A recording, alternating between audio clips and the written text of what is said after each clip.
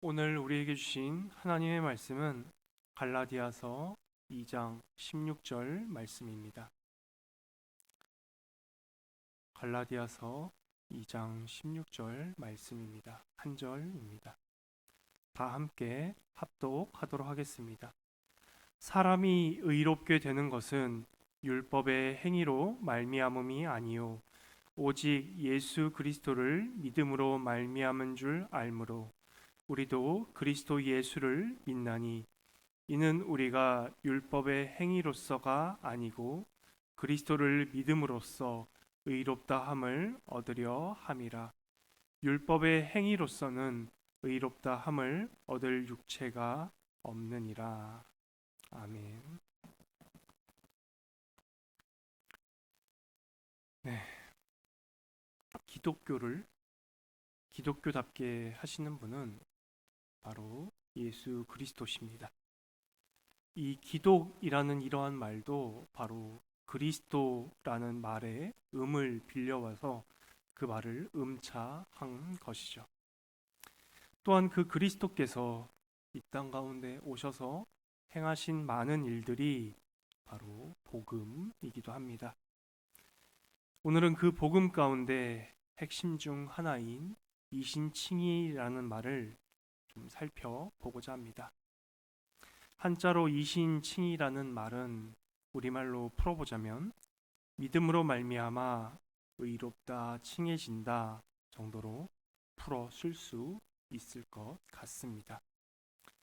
그렇다면 여기서 이신칭의에서 말하는 믿음이란 과연 무엇을 믿는 믿음을 이야기할까요? 16절입니다. 사람이 의롭게 되는 것은 율법의 행위로 말미암음이 아니요 오직 예수 그리스도를 믿음으로 말미암은 줄 알므로 우리도 그리스도 예수를 믿나니 이는 우리가 율법의 행위로서가 아니고 그리스도를 믿음으로써 의롭다 함을 얻으려 함이라. 율법의 행위로서는 의롭다 함을 얻을 육체가 없느니라. 16절의 첫 부분부터 우리가 알고 있던 상식과 우리가 알고 있는 직관과 정반대가 됩니다. 사람이 의롭게 되는 것이 행위가 아니라고 그렇게 말하고 있습니다. 우리가 알고 있는 세상적 상식이나 이 세상의 직관은 우리에게 어떻게 가르쳤나요? 우리가 의롭게 행동할 때 우리가 의인이라고 가르치고 우리도 그렇게 알고 있습니다. 한국의 역사상 가장 의인으로 여겨지는 인물이 아마 이순신 장군도 그 중에 한 명이 아닐까 싶습니다. 사람에 따라서는 다른 사람을 의인으로 간주하고 여기는 사람도 있죠. 예를 들면 안중근이나 유관순 같은 분들도 의인으로 여기고 그들의 행적을 높이곤 합니다. 이처럼 세상이 우리를 가르치고 또한 우리가 알고 있는 직관과 상식으로는 우리가 의롭게 행동할 때 의인이라고 부릅니다. 하지만 우리가 살펴본 16절 앞부분에서는 바로 아니다라고 말하며 또한 마지막 즈음에 이것을 한 번 더 강조합니다. 율법의 행위로서는 의롭다 함을 얻을 육체가 없느니라. 그렇다면 16절 상반부와 마지막 부 모두가 행위로서 의롭다 여겨지지 못한다 라고 말하고 있습니다. 그렇다면 그 가운데는 과연 무슨 말이 있을까요?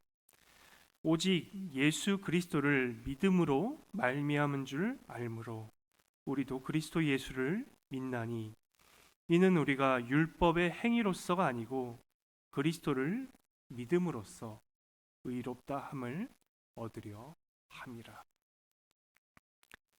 이 가운데서도 바울은 두 번이나 강조하고 있습니다. 오직 믿음으로써 의롭다 함을 얻는다라고 말이죠. 이 부분이 또한 우리의 직관 혹은 세상의 상식과 정면으로 반대되고 배치되는 부분이기도 합니다. 제가 아는 몇몇 분들도 딱 이 지점에서 정확히 믿겨지지 않는다라고 고백을 하기도 했습니다. 왜냐하면 우리가 알고 있는 직관과 상식과 정면으로 반대되기 때문이죠. 그렇다면 복음은 왜 세상의 직관과 상식과 정반대일까요? 우리가 바로 하나님의 의로움에 도달할 수 없는 자들이기 때문입니다. 우리의 의로움, 우리의 의는 높지 않습니다. 우리의 의의 기준은 굉장히 낮습니다. 제가 좀 전에 말했던 그러한 예를 들었던 이순신이나 안중근, 유관순 등이 평생에 단 한 번도 죄를 짓지 않고 살았을까요? 그들이 어렸을 때 그들의 형제와 단 한 번도 싸우지 않았을까요? 그들이 삶을 살아가면서 누군가를 단 한 번도 미워해 본 적이 없었을까요? 그들이 모든 사람을 다 사랑하고 살았을까요? 그렇지 않습니다. 그들 역시도 하나님께서 말씀하시는 의로움의 기준에는 절대로 미치지 못한 사람들입니다. 우리가 생각하는 의의 기준으로 그들을 볼 때 그들의 행동이 의로워 보일 수는 있습니다. 왜냐하면 우리는 어떤 사람이 행한 업적이 위대하거나 혹은 그 사람의 한 행동이 우리에게 큰 유익을 주었을 때 그 행동 하나만으로 그 사람 전체를 평가하는 성향이 있기 때문입니다. 이순신이 그렇게 높은 평가를 받는 것은 바로 어려운 정치적 환경 가운데서도 놀라운 지략으로 외적들로부터 이 나라를 지키기 때문이었고, 안중근과 유관순도 마찬가지입니다. 그 사람이 이룬 업적이 크고 대단하다고 여겨질 때 그 업적으로 우리는 그 사람 전체를 평가해버립니다. 사실 그 정도만 쌓아도 일반 사람들이 쌓은 업적보다는 대단하고 뛰어나기 때문이죠. 즉 우리의 기준, 즉 사람의 기준으로 볼 때 그 정도의 행동이나 업적으로도 우리는 의롭다라고 평가받을 수 있습니다. 하지만 죄가 없으시고 죄를 미워하시는 하나님의 기준으로 보았을 때 모든 사람들이 하나님의 의, 하나님의 영광에 미치지 못합니다. 로마서 3장 23절입니다. 모든 사람이 죄를 범하였음에 하나님의 영광에 이르지 못하더니, 하나님의 영광에 이르는 의만이 하나님의 기준에 도달할 수 있습니다. 또한 그것은 사람이 할 수 없는 의로움이고 영광이며 기준입니다. 그렇기 때문에 그 일은 사람이 할 수 없고 하나님께서 해주셔야 하는 일입니다. 또한 그 하나님께서는 온전히 하나님이시기만 하시면 안 됩니다. 왜냐하면 그렇게 될 때 그분은 우리와 아무런 상관이 없으시기 때문이죠. 하나님이시면서 동시에 사람이기도 하셔야 합니다.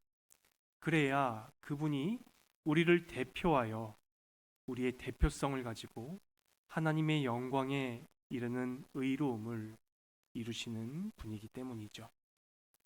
바로 예수 그리스도만이 참 하나님이시면서 참 사람이시기 때문에 오직 예수 그리스도만이 우리의 대표성을 가지실 수 있고, 또한 하나님으로서 성부 하나님이 보실 때 완전한 의로움을 이루실 수 있는 분이십니다. 그 예수께서는 이 땅 가운데 오셨을 때 하나님의 영광에 이르는 의로움이셨습니다. 오직 그분만이 행위로 하나님의 기준으로 보았을 때 의롭다 여겨지는 분이셨습니다. 다시 한번, 오직 예수 그리스도만이 하나님께서 하나님의 시선으로 보실 때 행위로 의롭다 여겨지는 분이셨습니다. 그분은 이 땅 가운데서 하나님의 모든 계명과 모든 율법을 다 지키셨습니다. 그분이야말로 유일하게 행위로 의롭다 선언 받으실 수 있는 유일한 분이셨습니다. 하지만 예수께서는 당신님께서 성취하시고 이루신 그 의로움을 본인이 취하지 않으셨습니다. 바로 믿는 자신의 백성들에게 그 의로움을 주셨죠. 그리고 백성들의 죄는 예수께서 가져가셨습니다. 예수님과 하나님의 백성들 사이에서 바로 교환이 일어난 것입니다. 우리 백성들의 죄는 예수께서 가져가시고 예수님의 의로움은 백성들에게, 즉 우리들에게 주신 것이죠. 이 위대한 교환을 믿는 것이 바로 이신칭의에서 말하는 믿음이고, 또한 16절에서 바울이 말하는 믿음입니다. 나의 죄가 예수님의 죄가 되었고 예수님의 의로움이 나의 의로움이 되었다라는 믿음이, 그것을 믿는 믿음이 바로 성경에서 말하는 구원에 이르는 믿음입니다. 루터는 이 갈라디아서 2장 16절이야말로 기독교 복음의 핵심이라고 말하며, 이것을 교회가 온전히 믿을 때 교회는 바로 서고, 또한 교회가 이것을 믿지 않을 때 교회는 넘어지게 된다고 말하며 기독교 존립 여부를 결정하는 교리라고도 말했습니다. 왜 그럴까요? 하나님께서 우리를 사랑하셔서 우리를 구원하시고 난 후에 그 사랑을 우리가 알고 우리가 하나님을 사랑하는 마음으로 하나님의 계명과 율법을 사랑하는 마음으로 지키길 바라셨기 때문입니다. 우리가 하나님의 구원을 받기 위해 혹은 하나님의 사랑을 받기 위해 마음이 없는 행위만으로 우리가 거치대로 우리의 공로를 쌓지 않기를 하나님께서는 바라셨기 때문입니다. 하나님께서 바라시고 원하시는 것은 바로 그 당신님의 그 위대한 사랑을 우리가 알고, 또한 그 위대하고 다함 없는 사랑을 우리가 충만히 누리면서 우리 역시도 그 사랑에 반응하여 하나님을 사랑하고, 또한 하나님께서 사랑하시는 계명도 사랑하며, 또한 하나님께서 사랑하시는 사람들, 즉 이 교회도 사랑하기를 하나님께서는 바라고 원하셨기 때문입니다. 왜냐하면 하나님께서는 사랑이시기 때문이죠. 그래서 우리도 그 하나님을 사랑하기를 바라셨습니다. 오늘 설교의 결론이면서 복음입니다. 우리는 조건 없는 그런 무한한 사랑이 필요한 자들입니다. 왜냐하면 우리는 너무나 자주 죄를 짓고 넘어지며 하나님께 때때로 반역도 하는 자들이기 때문입니다. 우리가 우리의 행위로 하나님께 사랑을 받게 된다면 우리는 불안하고 초조해서 살 수가 없습니다. 구원의 확신이라는 말도 쓸 수가 없죠. 하지만 복음이 제시하는 의로움은 우리의 의가 아니라 바로 예수님의 의로움입니다. 그렇기 때문에 우리는 늘 예수님의 의로움을 가지고 예수님과 함께 하나님 앞에 담대히 당당히 늘 나아갈 수 있는 자들입니다. 우리의 행위와 상관없이 오직 예수 그리스도의 행위로 우리는 하나님 앞에 담대히 나아갈 수 있는 자들입니다. 우리는 우리의 의지로 변화될 수 없습니다. 우리의 의지로 우리가 변화될 수 있는 것은 며칠 혹은 몇 달 이 정도일 것입니다. 하지만 복음 안에 담긴 하나님의 풍성한 사랑과 예수 그리스도의 은혜를 우리가 충만히 누릴 때 그 사랑과 그 은혜로 말미암아 우리는 평생에 조금씩 변화되는 자들입니다. 우리가 늘 예수께 죄를 짓고 그 죄를 가지고 그대로 그리스도께로 갑니다. 그러면 그리스도께서는 우리를 늘 용서하시고 용납하시며 사랑하시고 받아주시죠.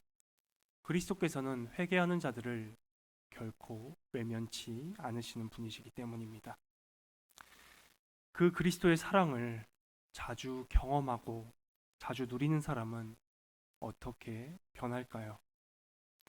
바로 우리의 이웃들에 대해서, 내 주변의 사람들에 대해서 관대해집니다. 왜냐하면 자신이 늘 그 그리스도의 사랑을 경험하기 때문이죠. 예수 그리스도께 갈 때마다 그분께 용납되고 용서받는 그 사랑을 자주 경험하는 사람이야말로 나 역시도 나의 이웃들에게 그러한 사랑으로, 혹은 이웃이 나에게 어떠한 잘못을 저질렀다 하더라도 내 이웃들에게 그렇게 관대하게 그들을 용납하고 용서해 줄 수 있습니다. 그리스도께로 오십시오. 그리스도께서는 늘 넘어지고 죄 지으며 반역하는 우리를 조건 없이 다함 없이 늘 사랑으로 용서하시고 용납해 주십니다. 마태복음 18장 21절에서 22절입니다. 그때 베드로가 나와 이르되 주여, 형제가 내게 죄를 범하면 몇 번이나 용서하여 주리이까? 7번까지 하오리이까? 예수께서 이르시되 내게 이르노니 7번뿐 아니라 7번을 70번까지라도 할지니라. 예수께서 제자들에게 어떠한 말씀을 가르치실 때, 혹은 어떠한 계명을 주실 때는 그분이 먼저 그 계명과 율법을 다 지키셨습니다. 예수께서는 오늘도 저와 여러분들, 우리 모두를 향해 두 팔을 벌려 환영하고 반겨주고 계십니다. 그리스도 안에서 그분께서 베푸시는 그 다함 없는 사랑과 용서를 경험하고, 또한 그 사랑을 우리가 받아 누림으로써 하나님을 사랑하고 우리 교회를 사랑하는 우리 낙현교회가 되기를 간절히 소망합니다.